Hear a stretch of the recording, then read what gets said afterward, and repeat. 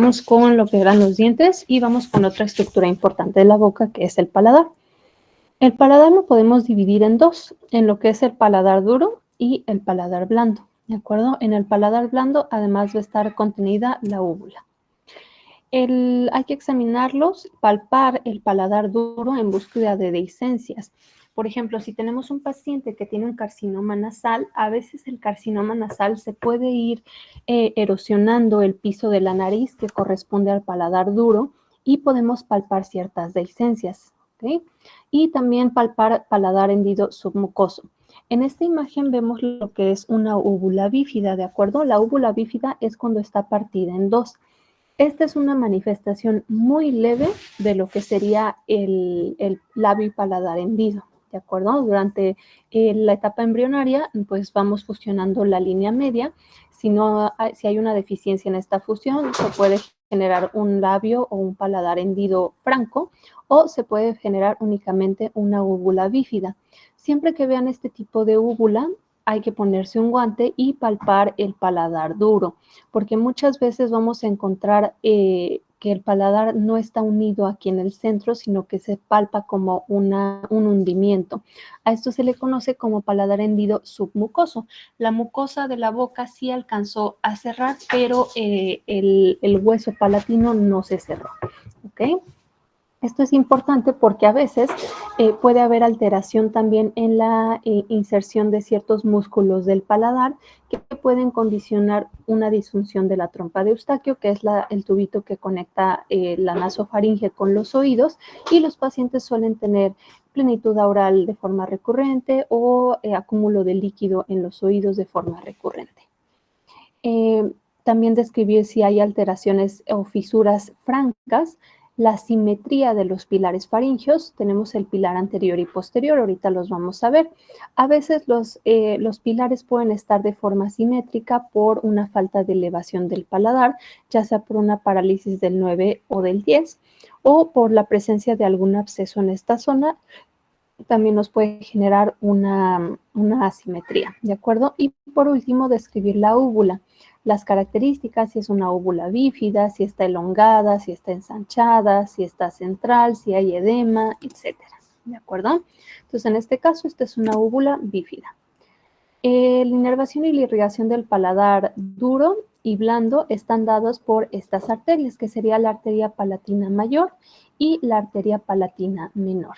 Y de la inervación, igual nervio palatino mayor y nervio palatino menor.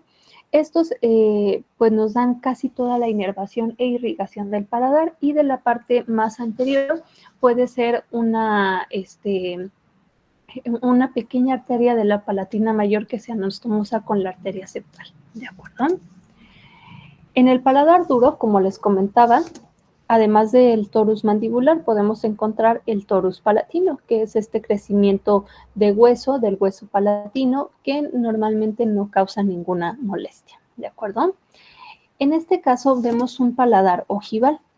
El paladar usualmente tiene una forma de U, ¿de acuerdo? Así como una semiluna, redondito. En algunos pacientes podemos encontrar un paladar ojival, ¿de acuerdo? El cual es muy estrecho. Cuando un niño respira por la boca, el paladar no se desarrolla apropiadamente, ¿de acuerdo? Entonces, en vez de tener esta característica de semiluna, el paladar comienza a adquirir una forma así como ojival, como vemos en esta zona, ¿de acuerdo? Esto pues le va a traer consecuencias a largo plazo porque va a tener alteraciones en la mordida. Esto puede generar desgaste asimétrico de los dientes, desgaste asimétrico del cóndilo de la articulación temporomandibular, etcétera, etcétera. Entonces, siempre que vean un niño que está respirando por la boca, mándenlo al otorrino, no es normal.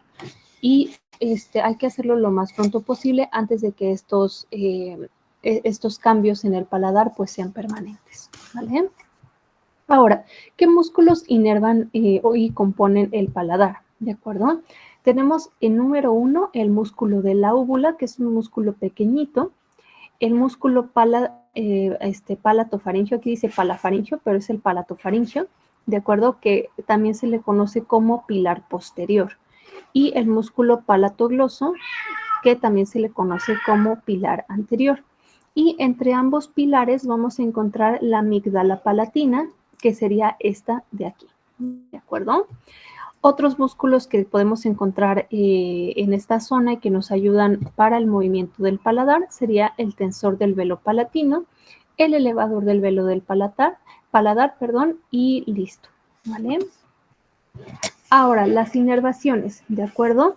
Pregunta de examen.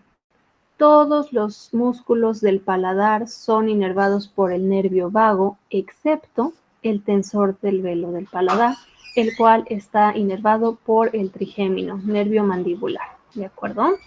El tensor del velo del paladar tensa el paladar y abre la trompa de Eustaquio, el elevador eleva, el palatofaringio ayuda a tensar el paladar blando y a elevar la faringe. El palatogloso eleva la parte posterior de la lengua y deprime el paladar, y el músculo de la úvula acorta la úvula. ¿De acuerdo? Están bastante fáciles las acciones de los músculos. Alguien que me quiera describir la imagen del lado izquierdo que se ve en el paladar.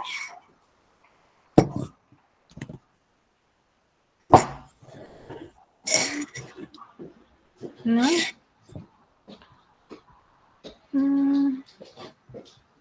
Si no, yo escojo. Guadalupe Salazar.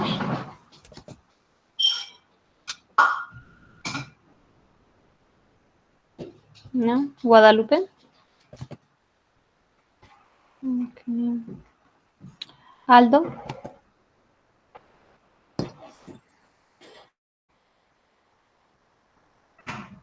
Chicos, si les pregunto y no me contestan, para mí es como que dejaron la clase corriendo y tienen falta, ¿eh?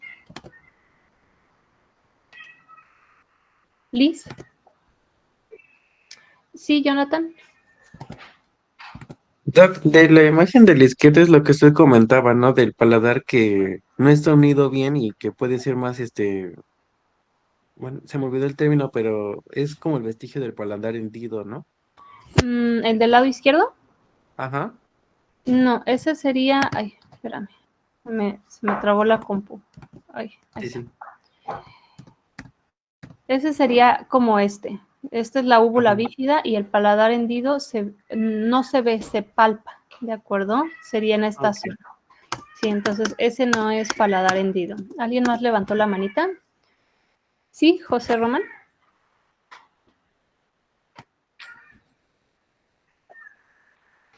Ok, pudiera ser, pero no es la amígdala, pero es buena opción. A ambos les pueden poner participación, por favor. ¿Alguien más? ¿No? Bueno, esta es un adenoma de glándula salival menor en el paladar. Además de las glándulas salivales mayores, tenemos glándulas salivales menores localizadas aquí en lo que es el paladar. A veces estas glándulas pueden generar tumores como son los adenomas, y vamos a ver un abombamiento o un incremento de volumen en el hemipaladar duro del lado izquierdo con unos bordes mal definidos. El aumento de volumen es submucoso y desplaza a la úvula hacia contralateral, ¿de acuerdo?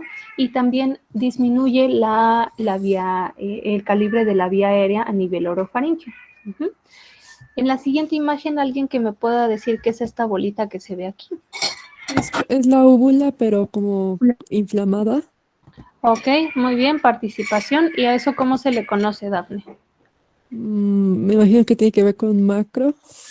Mm, A esto se le conoce como uvulitis, ¿de acuerdo? Entonces, cuando vean esto en un paciente, corran. Es una súper urgencia. ¿Por qué? Porque la úvula se puede inflamar tanto que puede obstruir por completo el paso del aire y el paciente empieza con dificultad respiratoria. Y hacer una intubación en un paciente con uvulitis es súper difícil, ¿de acuerdo? Ahora vamos ya con patologías propiamente de lo que es la cavidad oral y vamos a empezar con la estomatitis aftosa recurrente.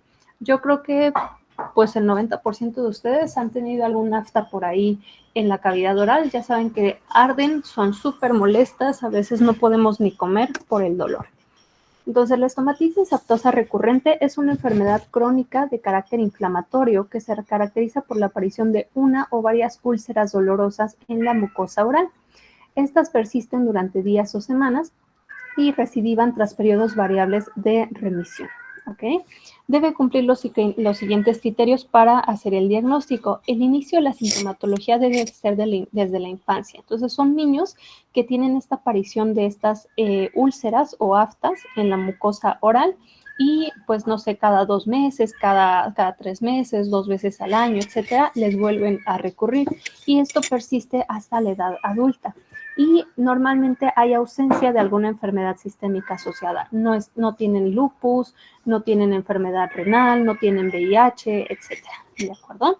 Entonces, estas lesiones yo las describiría como unas úlceras de 1 a 2 milímetros de diámetro, que algunas son confluentes y están posadas sobre una base eritematosa, ¿de acuerdo? Y el fondo se ve un poquito necrótico con una base de fibrina. ¿Cuáles son las características de la estomatitis aftosa recurrente? Hay un pródromo, ¿ok? El paciente va a empezar a decir que le quema o le arde la lengua durante 24 a 48 horas antes de la aparición de estas úlceras. Siempre son dolorosas, ¿ok? Porque hay úlceras que salen en la boca que pueden no ser dolorosas. Por ejemplo, las úlceras de sífilis no duelen. La aparición es aguda. De un día para otro, o sea, tienen dolor y al día siguiente ya aparecieron. Son claramente definidas, son muy superficiales, suelen ser redondas u ovales con un centro necrótico poco profundo y están cubiertas por una pseudomembrana blanco o amarilla, como vemos en esta zona. Están rodeadas por el halo eritematoso y se localizan con mayor frecuencia en la mucosa yugal. La mucosa yugal es esta mucosa que está alrededor de los dientes, el suelo de la boca, la mucosa de los labios, la superficie ventral de la lengua, el paladar blando y en los fondos de vestíbulo. Siempre hay que investigar una historia familiar de estomatitis aftosa recurrente porque casi siempre tiene algún componente genético. Preguntar si hubo algún antecedente de alguna infección viral o bacteriana en las 2 semanas previas a la aparición de los síntomas. Casi siempre el paciente va a decir, ay, pues tuve una gripa o me enfermé de algo y después le aparecieron, porque es una falta de regulación del sistema inmunitario. ¿De acuerdo? A veces cuando nos enfermamos, las defensas bajan y puede ser que aparezcan estas estomatitis aftosas. Relación de la aparición de las lesiones con la ingestión de algún alimento o medicamento para descartar alguna alergia. Relación de la aparición de las lesiones con el ciclo menstrual, menopausia o embarazo. También es frecuente que las estomatitis aftosas sean cíclicas con el periodo menstrual. También suelen aparecer cuando el paciente se encuentra bajo muchos periodos de estrés o ansiedad. Y si tienen antecedente de lesión de la cavidad oral, a veces podemos confundirlas si el paciente se muerde, si se realiza algún traumatismo durante el aseo dental, etcétera. Pero en estos casos la úlcera va a ser única, ¿de acuerdo? Y va a estar localizada en el sitio del traumatismo. Y también relación de cambio de pasta dental o enjuague bucal para descartar alguna mucositis por contacto. Algún diagnóstico diferencial, alguna enfermedad reumatológica, sobre todo en pacientes que son adultos y que comienzan con estomatitis aftosas que parecen recurrentes, puede ser que no sean benignas y que tengan algún trasfondo de enfermedad reumatológica, que sean una manifestación oral de alguna enfermedad gastrointestinal como Crohn o CUSI, alguna enfermedad dermatológica como líquen plano, eritema multiforme, pénfigo, enfermedades hematológicas u otras como VIH. Tengo por ahí un paciente que me lo mandaron por disfagia y tenía unas úlceras en la lengua, en toda la cavidad oral, que parecían estomatitis aftosas y era recurrente, pero pues el paciente no tenía ningún tipo de antecedente. Le tomé una biopsia a la lesión y ahorita no me acuerdo qué salió en la biopsia, pero además le pedí laboratorios y salió con VIH, ¿de acuerdo? Y en cuanto se controló su VIH con medicamentos, las aftas remitieron de forma espontánea. Entonces, siempre estomatitis aftosas recurrentes en adultos que no tengan ningún otro antecedente, o incluso en niños, que no tengan ningún otro antecedente de haberlo iniciado, pídanles un VIH, ¿ok? Ahora, estas estomatitis pueden confundirse con herpes de forma muy fácil. Entonces, hay ciertas cuestiones que nos van a ayudar a diferenciar entre una lesión y otra. En el herpes recurrente intraoral, la lesión primaria son vesículas que posteriormente se ulceran, a diferencia de la estomatitis aftosa en la que son úlceras desde el inicio, ¿ok? Las lesiones maduras en ambos casos son úlceras. La localización, el herpes suele limitarse al tercio externo de la cavidad oral, o sea, hacia los labios. Y la estomatitis aftosa, pues, se distribuye en la mucosa oral, ¿ok? El herpes recurrente, pues, y la estomatitis aftosa puede ser de pocas a múltiples. La duración es bastante similar, de 1 a 3 semanas, 1 a 2 semanas. Y la etiología, el herpes es viral. Aquí sí hay que dejar un antiviral tomado, a diferencia de la estomatitis aftosa, que es idiopática y suponemos que es una disregulación del sistema inmunológico. Entonces aquí vemos, en la primera imagen esto sería un herpes. ¿De acuerdo? Entonces tenemos unas pequeñas vesículas que ya se ulceraron y están limitadas en lo que son el labio inferior y la punta de la lengua. Ya más adentro no vemos la imagen, pero ya no tiene nada más el paciente. Y aquí vemos la estomatitis aftosa recurrente, en la cual son úlceras que pueden ser muy confluentes, como vemos en esta zona, y no nada más están limitadas aquí como al tercio externo de los labios, sino que se meten hacia el fondo del vestíbulo, afectan la lengua, y varias otras zonas, ¿ok? El tratamiento de la estomatitis aftosa, pues únicamente es analgésico y antiinflamatorio. No se les deja nada más, porque no se necesita antiviral porque no tienen un trasfondo infeccioso. Podemos dejarles colutorios faringios con clorhexidina o triclosan, que son antisépticos para evitar alguna sobreinfección. Si tienen zonas muy grandes, como son en este caso, puede generarle mucha molestia al paciente. Entonces podemos dejarles un ungüento de mometasona o de fluocinolona que lo apliquen con un cotonete en la mañana y en la noche después del cepillado dental, únicamente en las úlceras, para ayudar a que se desinflamen, disminuya el dolor y sanen más rápidamente. ¿De acuerdo? Esta fórmula anótenla en donde quieran porque les va a salvar la vida. No nada más sirve para estomatitis aftosa, yo también la dejo cuando hay infecciones de garganta muy severas, cuando hay mucositis por radioterapia, por cualquier cosa que pueda doler en la cavidad oral, es muy buena esta fórmula. Entonces, la fórmula original indica 5 mililitros de lidocaína al 1%. Sin embargo, es un poco difícil conseguir la lidocaína en cualquier farmacia. Entonces, yo les cambio la lidocaína por benzocaína al 2%. El nombre comercial es Gargax y ese lo encuentran en casi todas las farmacias. A eso se le agrega 30 mililitros de Melox, 30 mililitros de jarabe de clorfenamina o difenhidramina y se mezcla muy bien. Esto se deja en refrigeración y le decimos al paciente que haga colutorios durante 1 minuto y lo escupa. Esto nos va a ayudar a generar una capa protectora en la úlcera para que sane más fácil y también ayuda con el dolor. Si vemos que la úlcera está muy severa, como vemos en esta imagen de este lado, podemos sustituir el Melox por sucralfato. El sucralfato es un medicamento que se utiliza en úlceras gástricas que justamente ayuda a adherirse a la mucosa ulcerada para que sane. Entonces, si está muy ulcerado, prefieran mejor el sucralfato, ¿de acuerdo? Y esta mezcla que ya realizaron les puede durar varios días. Simplemente díganle al paciente que lo mantenga en refrigeración para que no se vaya a contaminar y que esté bien tapado, ¿vale? ¿Qué pacientes vamos a mandar a segundo nivel que con estomatitis aftosa?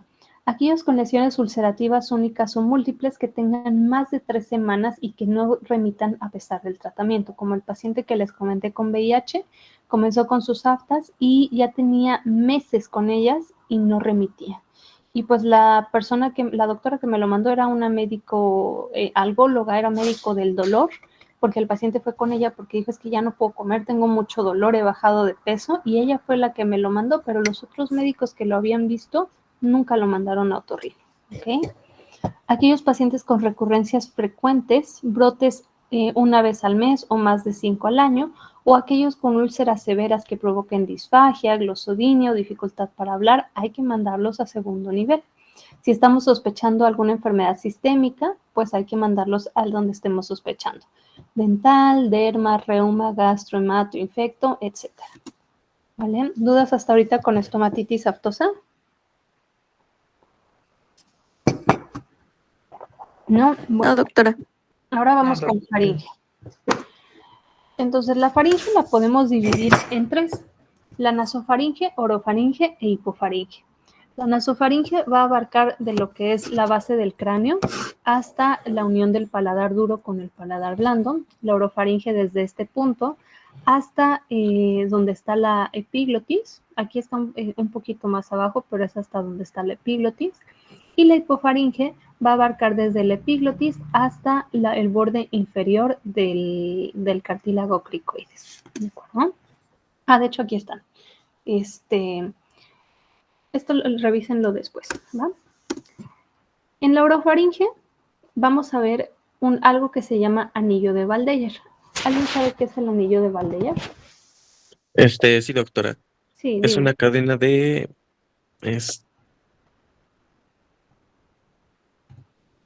Me parece que, bueno, se da en los niños, principalmente después de los 3 años, me parece. Ujú, Y no recuerdo si son de ganglios. ujú. Y el punto es que forman un círculo alrededor. Bueno, en general es un círculo. Ok, perfecto. Participación, por favor. Entonces, el anillo de Waldeyer es un anillo de tejido linfático que se ubica en la faringe y va a actuar como la primera línea de defensa contra los patógenos que entran a través de la boca y la nariz. Y está formado por diferentes estructuras. Entonces tenemos la amígdala palatina, la amígdala lingual, la amígdala faríngea, también llamadas adenoides, y la amígdala tubárica, también llamada de Gerlach. Entonces, pregunta de examen, ¿cuáles son los componentes del anillo de Waldeyer? Son estos 4. Y se considera que es un tejido linfoide asociado a nasofaringe, así se llama NALT, ¿ok? Y se va incrementando de acuerdo a la edad. Cuando el bebé nace, no tenemos anillo de Waldeyer, las estructuras son muy rudimentarias y conforme nos vamos exponiendo a diferentes patógenos, a diferentes sustancias, se empieza a desarrollar este tejido linfoide asociado a la nasofaringe hasta que entre los 5 y 7 años es donde alcanza su periodo de máximo crecimiento. Es por eso que la mayor parte de los niños entre 5 y 7 años van a tener hipertrofia de amígdalas, pero no todos necesitan cirugía. Es un proceso natural de crecimiento, ¿de acuerdo? Aquí tenemos entonces nuestro anillo de Waldeyer, que es nuestra primera línea de defensa, y vemos cómo justamente forma un anillo. Entonces, en blanco tenemos las amígdalas palatinas, que son las amígdalas, las anginas que todo el mundo conoce. Hacia abajo vamos a tener la amígdala lingual, hacia arriba las amígdalas tubáricas o de Gerlach y hacia arriba las adenoides o amígdala nasofaringea, ¿de acuerdo? Histológicamente están compuestas por epitelio estratificado plano no queratinizado, que sería este de aquí. Esto es una cripta amigdalina. Las criptas son pequeños huequitos que se forman en las amígdalas y están diseñados para incrementar la cantidad de superficie que entra en contacto con estos patógenos, ¿de acuerdo? No es lo mismo nada más tener una cubierta aquí superficial a que se hagan muchas criptas. Esto incrementa la cantidad de tejido que está expuesto a estos patógenos. Y también tenemos folículos linfoides primarios, que sería este de aquí, y un folículo linfoide secundario. Esto es histológicamente cómo se componen las amígdalas. Ahora, las amígdalas palatinas, que son como de las más comunes de patología que vamos a ver, se dividen en 4 grados de hipertrofia. Apréndanselos porque vienen en el examen y es importante que los sepan describir cuando hagan sus historias clínicas. Entonces, el grado 1 sería esta imagen en las cuales las amígdalas ocupan menos del 25% de la dimensión lateral de la orofaringe. Entonces, por ejemplo, si yo divido mi faringe aquí a la mitad, espérenme. Bueno, ahí está la mitad, ¿de acuerdo? Entonces, de aquí a acá sería mi 100%. ¿Ok? 100% del lado derecho del paciente y 100% aquí del lado izquierdo del paciente. Entonces, si ocupan menos del 25%, se considera un grado 1. Si ocupan del 26% hasta el 50%, son grado 2. Grado 3 es del 51 al 75% y grado 4 si es más del 75% de la dimensión lateral de la faringe. ¿Podemos tener asimetrías amigdalinas? Sí. Puede ser que un paciente tenga una amígdala grado 1 del lado derecho y una amígdala grado 4 del lado izquierdo. Aguas, cuando hay asimetrías amigdalinas, hay que mandarlos a otorrino para descartar que no vaya a haber algún tumor o ver por qué hay esta asimetría de amígdalas, ¿vale? Ahora vamos a ver algunas patologías en las amígdalas. ¿Alguien sabe qué se ve aquí en esta amígdala? En la imagen del lado izquierdo. Así que levantó la manita. Espérame, levantó la manita. Decía Margarita, pero... Sí, doctora. Dime. Sí, es un tonsilolito. Muy bien, es un tonsilolito. Participación. ¿Y qué son los tonsilolitos? Tú misma. Pues es una acumulación de comida que básicamente pues ahí se producen bacterias y causan mal aliento. Perfecto, muy bien. Entonces, en las amígdalas, como les había comentado, tenemos las criptas. Aquí se ve en esta amígdala muy bien una cripta y aquí hay otra. Cuando las criptas son muy profundas, el paciente come y al momento de deglutir se empieza a alojar comida en estas criptas. Con el tiempo esa comida se va fermentando, se va produciendo un mal olor y se van generando estos tonsilolitos, que es la comida fermentada.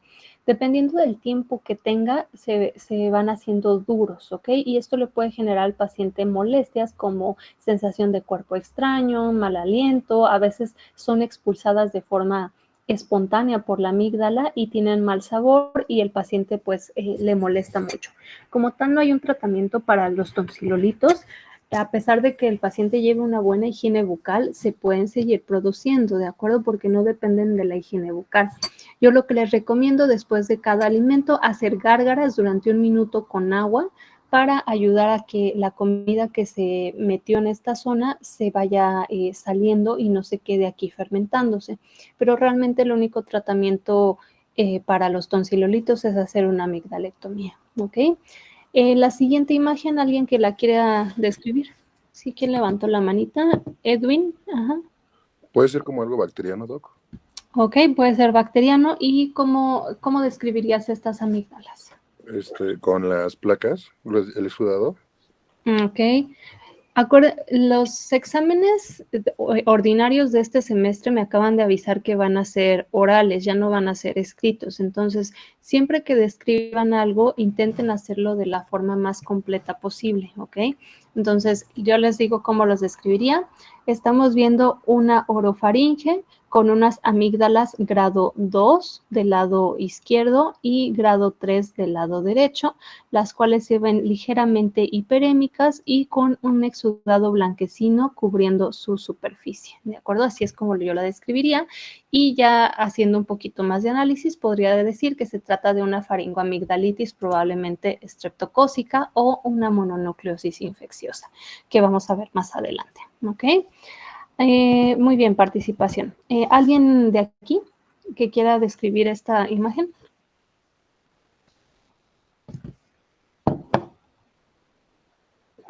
No, ok, esta es una óvula muy pequeña, ¿no?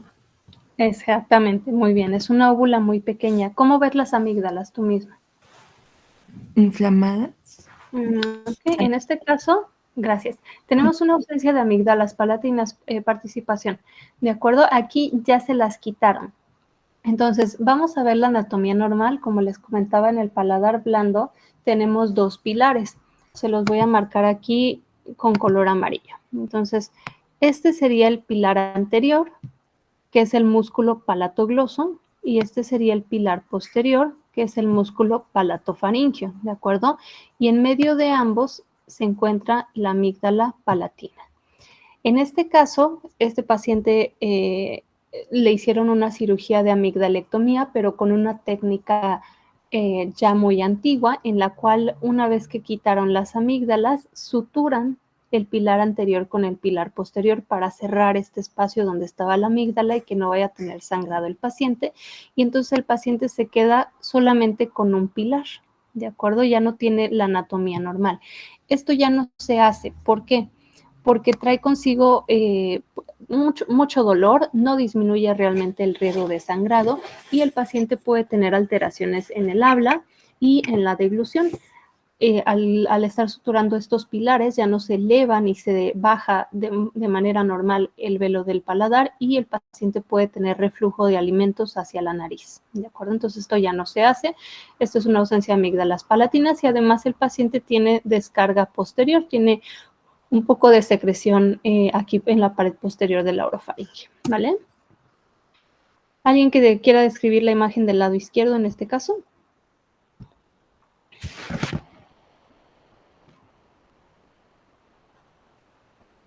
Acostúmbrense a describirlas porque para el examen ordinario lo más seguro es que les vaya a mandar imágenes para que las describan. ¿Podrían ser amígdalas hipertróficas? Ok, muy bien. Muy bien, Yulisa, tú misma, ¿qué grados serían de amígdalas? ¿Necesitas que te regrese la diapositiva de los grados? Sí, porfis, es que no me A tomé screenshot. Ahí. Entonces, Serían grado 2. ok. Es un grado 2, muy bien. ¿Y qué se ve en el polo amigdalino superior del lado derecho?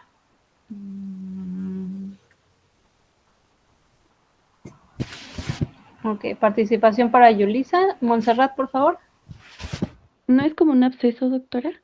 No, no es un absceso. Yo lo describiría como, gracias, una lesión en el polo amigdalino superior del lado derecho, de bordes redondeados, bordes lisos, de coloración rosa pálido y con una implantación aparentemente sésil. Sésil es que no tiene pedículo, ¿de acuerdo? Y esto corresponde a un quiste en el polo amigdalino superior. Entonces, vayan haciendo el ejercicio de describir las imágenes. En esta imagen, ¿alguien que quiera describir esta pequeña lesión en la amígdala? ¿No? ¿Sí? Doctora, ¿no es una lesión por VPH? Es una lesión por VPH, muy bien, pero ¿cómo la describirías? Es la presencia de condiloma acuminado en, ay, ¿cómo se llama? En región amigdalar, Ok, ¿de qué lado? del lado izquierdo. Izquierdo, muy bien, participación. No, como tal no es condiloma, los condilomas son a nivel cutáneo. Aquí sería una lesión de tipo papilomatoso, con los bordes bien definidos, de coloración rosa pálido, con implantación en la amígdala del lado izquierdo, ¿de acuerdo? Y corresponde a un papiloma de amígdala. Estas se las voy a escribir yo porque está un poquito difícil. Cuando nosotros quitamos las amígdalas con una cirugía llamada amigdalectomía y hacemos cauterización de los lechos amigdalinos con el cauterio para que no haya sangrado, se forman estas placas blanquecinas que se llaman lechos amigdalinos con fibrina. Esto es un proceso de cicatrización normal. Me ha tocado que pacientes posterior a la cirugía de amígdalas van al médico general por alguna razón, les revisan la boca y le dicen, ay, tienes cándida y les dejan histatina, o les dicen, tienes una infección bien severa y les dejan antibiótico, cuando en realidad es un proceso normal de cicatrización. Entonces, si ustedes ven a un paciente que le acaban de quitar las amígdalas y tiene todo blanco aquí en la parte posterior de la orofaringe, no se preocupen, es solamente fibrina. Esta fibrina con el tiempo, entre 1 o 2 semanas, se va a caer solita y va a salir mucosa nueva ya regenerada. Si estas placas de fibrina se caen antes de ese tiempo, el paciente puede sufrir un sangrado muy importante e incluso morir por este sangrado. Por eso es de vital importancia que que los pacientes después de una cirugía de amígdalas se mantengan en reposo en casa 2 semanas por completo hasta asegurarnos de que los lechos de fibrina ya se cayeron solitos, ¿de acuerdo? Mientras haya lechos de fibrina, el paciente no puede hacer actividad física porque se pueden caer y sangrar. Es como si nos raspamos la rodilla y nos sale una costra. Si nosotros nos arrancamos esa costra antes de tiempo, nos va a salir sangre, pero conforme la piel va pues regenerándose, va soltando la costra y se cae solita y ya no hay sangrado. Lo mismo pasa en la faringe, ¿de acuerdo? Pregunta de examen, ¿cuáles son los criterios de amigdalectomía? Tenemos indicaciones absolutas para mandar a nuestros pacientes con otorrino para retirarles las amígdalas. El primero sería el SAOS y atribuible a hipertrofia amigdalina. El SAOS es el síndrome de apnea o hipopnea obstructiva del sueño. Durante el sueño es importante que la persona no ronque y que no haga apneas. Las apneas son periodos en los que se suspende la respiración y el paciente no respira, no se oxigena e incluso le puede bajar la saturación.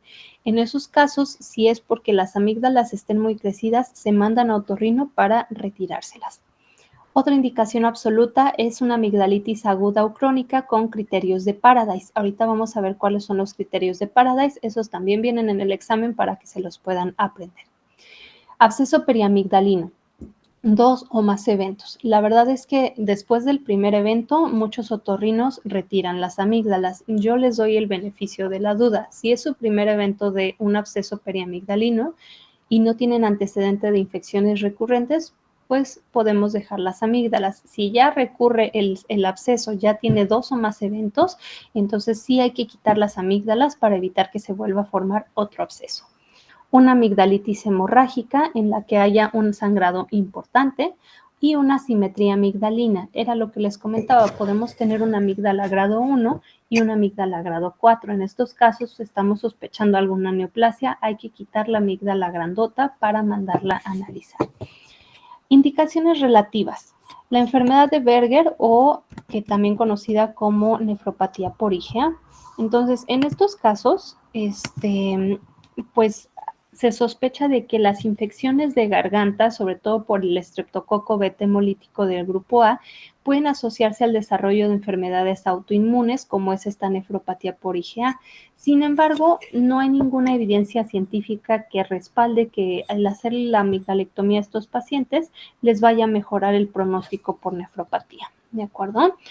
Otra indicación relativa es el síndrome de Pandas. El síndrome de Pandas son trastornos neuropsiquiátricos autoinmunes pediátricos asociados a infecciones estreptocócicas. Entonces son pacientes que a lo mejor tuvieron una faringoamigdalitis estreptocócica y empiezan a desarrollar síntomas de trastorno obsesivo compulsivo. En estos casos es como si fuera una encefalitis asociada al estreptococo y pues hay que hacerles una amigdalectomía, ¿de acuerdo? ¿Sí alguien iba a decir algo? ¿No? No. Ok. Después tenemos el síndrome de fiebre periódica, estomatitis aftosa, faringitis y adenopatías, ¿de acuerdo? Este es un trastorno autoinflamatorio que se caracteriza por episodios recurrentes de fiebre alta que se asocian a úlceras bucales, o sea, estomatitis aftosa, faringitis y adenopatías en el cuello. Esto como tal no es algo infeccioso por estreptococo, pero sí se asocia con mayor producción de anticuerpos a nivel de la amígdala. Entonces, al momento de quitar las amígdalas, disminuimos estos síntomas, ¿ok? La tonsilolitiasis, que ya habíamos hablado previamente de ella, y aquellos pacientes portadores de estreptococo beta hemolítico del grupo A que no respondan a tratamiento. Entonces, si ya salieron en el cultivo positivos, les damos tratamiento, no se les quita, les damos tratamiento, no se les quita, entonces podemos hacer una amigdalectomía, ¿ok? Contraindicaciones relativas, trastornos de coagulación. Algunos pacientes con hemofilia pueden requerir de una amigdalectomía, por ejemplo, por SAOS o para amigdalitis recurrente, etcétera. Y pues no les vamos a negar el tratamiento solamente por su alteración de la coagulación. Hay que llevarlos en conjunto con hematología para hacer el procedimiento lo más seguro posible. Asma no controlada, un proceso infeccioso concomitante. Cuando tenemos un absceso periamigdalino, la verdad es que nosotros como otorrinos nunca quitamos, o sea, podemos meter al paciente a drenarle el absceso a quirófano, pero no se quita la amígdala en ese momento, porque hay tanta inflamación por la infección que es difícil establecer un plano de disección para quitar la amígdala y hay mayor cantidad de sangrado. Entonces, usualmente esperamos a que termine el proceso infeccioso, que se desinflame y después programamos al paciente para quitarle la amígdala. Y por último, riesgo de insuficiencia velofaríngea. Como les comentaba en esta imagen, cuando hacen la sutura de los pilares puede haber un riesgo de insuficiencia velofaríngea. Si tenemos algún paciente con alguna anormalidad en el paladar, que sospechemos que al quitarle las amígdalas se puede incrementar y le puede generar problemas para el habla o que el líquido alimentos esté regresando de forma crónica hacia la nasofaringe, pues mejor le dejamos sus amígdalas en paz, ¿de acuerdo? Ahora, criterios de Paradise. Estos vienen en el examen. Los criterios de Paradise nos ayudan a identificar a aquellos pacientes que tienen criterios quirúrgicos infecciosos para la amigdalectomía, ¿ok? Entonces, el primer criterio es la frecuencia de los cuadros de faringoamigdalitis. Son 7 o más cuadros en el último año, 5 o más cuadros en los últimos 2 años, en cada año, y 3 o más cuadros en cada año en los últimos 3 años, ¿ok? Las características clínicas. No es lo mismo un paciente que se enferma sin fiebre o un paciente que tiene temperatura arriba de 38,3 acompañado de adenopatías cervicales de 2 centímetros o más y que son dolorosos, exudado amigdalino, de ese exudado blanquito que ya vimos en las imágenes, y que tenga un cultivo positivo para estreptococo beta hemolítico del grupo A, ¿ok? El tratamiento. En todos los cuadros se han administrado antibióticos a dosis convencionales para los episodios probados o en sospecha por estreptococo. Y documentación. Cada episodio ha sido documentado en la historia clínica o hay al menos una observación clínica de 2 episodios por año. ¿Ok? Entonces, estos son los criterios de amigdalectomía. Si ustedes como médicos generales identifican un paciente que los cumpla, hay que mandarlos a otorrino para valorar su amigdalectomía.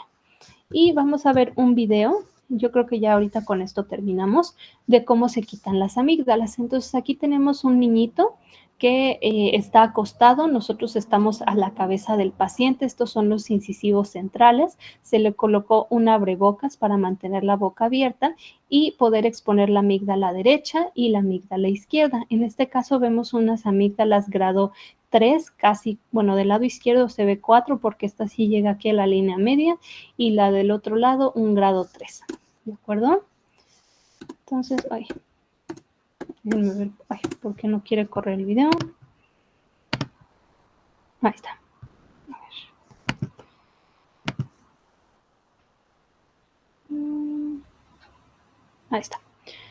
Entonces estamos explorando las amígdalas. Aquí está la amígdala del lado izquierdo y la amígdala del lado derecho y en medio de ellos está la orofaringe y la úvula. Aquí tenemos el incisivo central. Hay que tener cuidado para no romperlos con el abrebocas. Entonces traccionamos medialmente la amígdala con una pinza de Alice y con un cauterio vamos haciendo la disección. ¿De acuerdo? Se ve un poquito borroso, perdón. Entonces, si se hace una buena disección en el plano adecuado, la verdad es que el sangrado es mínimo a nulo, ¿ok? Y así de rápido quitamos una amígdala y ahí ya quitamos la otra amígdala y ya vemos cómo se abrió el espacio de la orofaringe. Casi no tenía espacio para respirar este paciente y ahorita ya tiene un espacio bastante grande, ¿de acuerdo? Entonces vamos a dejar la clase hasta aquí. No sé si tengan alguna pregunta con lo que acabamos de revisar. No, doctor. ¿No? Ok, entonces para la siguiente clase vamos a ver lo que serían las faringitis agudas, faringitis bacterianas, para que les den una leidita, mononucleosis infecciosa, herpangina y un poquito de anatomía de la laringe. ¿De acuerdo? Eso es lo que vamos a ver en la siguiente clase. ¿Vale? Bueno. Doctor, ¿tiene algún libro en especial del cual pudiéramos leer? ¿Algún libro en especial? Usualmente me baso en las guías de práctica clínica, ¿de acuerdo? Del CENETEC. Creo que a partir del año pasado retiraron las guías del CENETEC. Entonces, déjenme buscar un libro para mandarles para que puedan basarse en esa bibliografía, ¿de acuerdo? Sí, Doc. Sí, gracias, doctora. ¿Alguien más tenía alguna otra pregunta? Gracias, Doc. Sí, Doc, dijo faringitis aguda, bacteriana, ¿y qué otra? Mononucleosis infecciosa, herpangina con H y anatomía de laringe.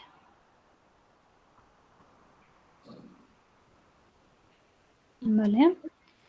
Gracias, Doc. De nada. Bueno, el día de hoy no tienen tarea porque pues es el primer día y qué flojera que les dejen tarea el primer día. Entonces nos conectamos el jueves, ¿vale? Cuídense mucho.